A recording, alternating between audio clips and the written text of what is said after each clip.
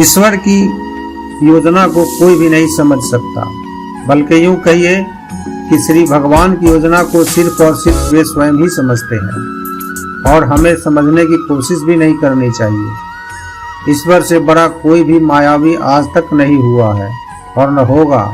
वो इस संसार को जिस तरह चलाते हैं उससे रुष्ट होने के बजाय उसको समझना श्रेयस्कर है, क्योंकि यह संसार, हम और आप, सब कुछ उनका ही है।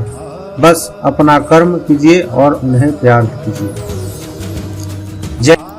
दोस्तों, वीडियो को आगे देखने से पहले लाइक कर दें, सब्सक्राइब कर दें।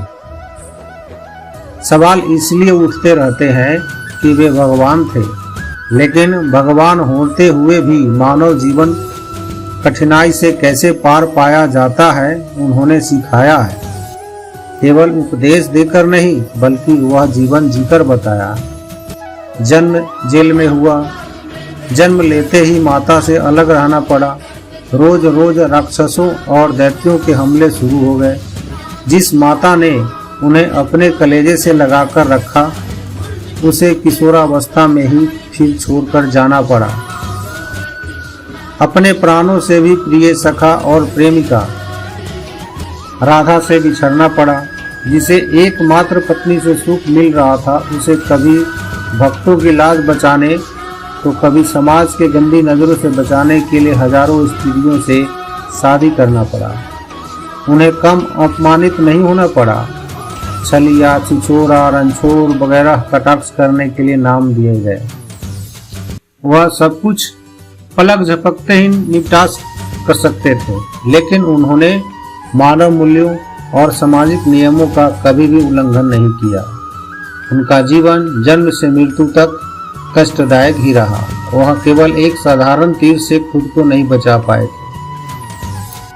कृष्ण ने किसी के भी प्राण बचाने के लिए अवतार नहीं लिया था।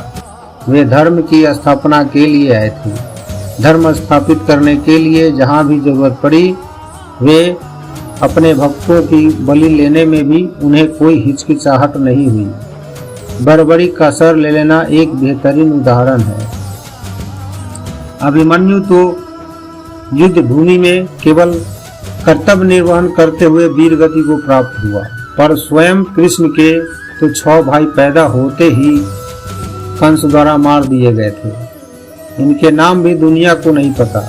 महाभारत युद्ध के कुछ सालों बाद समस्त यादव कुल खत्म हो गया। द्वारिकापुरी नष्ट हो गई। कृष्ण ने इनको भी नहीं बचाया। अभिमन्यु की माता सुभद्रा कृष्ण की बहन थी।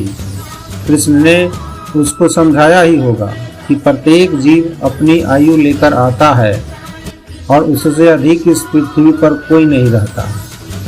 अभिमन्यु ने छोटी सी आयु में जितना यश पाया, लोग सैकड़ों वर्षों तक जीवित रहकर भी नहीं कमा पाते। अभिमन्यु एक अच्छा योद्धा गिना जाता था, और ऐसा नहीं लगता कि युद्ध शुरू होने के पहले दोनों पक्षों में से किसी ने भी सोचा होगा कि अभिमन्यु इतना महत्वपूर्ण योगदान देगा और अकेले गुरु द्रोण जैसे सेनापति की योजना को असफल कर देगा। पूरे युद्ध का सरप्राइज पैकेज वही सिद्ध हुआ। अभिमन्यु ने अपने प्राण व्यर्थ नहीं गंवाए।